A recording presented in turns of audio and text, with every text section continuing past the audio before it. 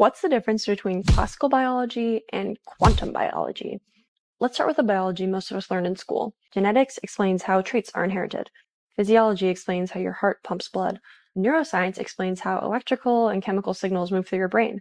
For this comparison, we'll call that classical biology. But all of those biological processes are ultimately happening through molecules.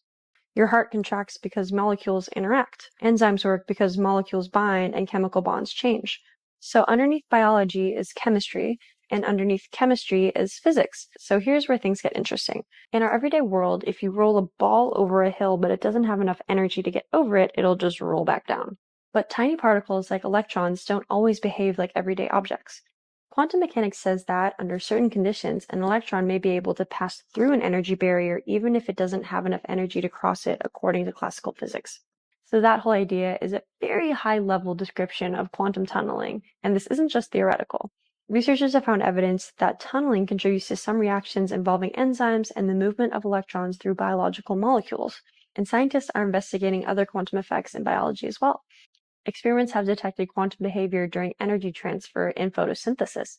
And one leading hypothesis for how some birds sense Earth's magnetic field involves a quantum property of electrons called spin influencing chemical reactions. So does this mean classical biology is wrong? No. If you want to understand how your heart pumps blood, you don't need to understand or calculate what every electron is doing. But for certain processes going on, quantum mechanics might help us understand the mechanisms underpinning our biology better. So quantum biology is kind of asking, when is our normal description of biology enough? When do we need to zoom down, look at things through a new lens to understand how life works?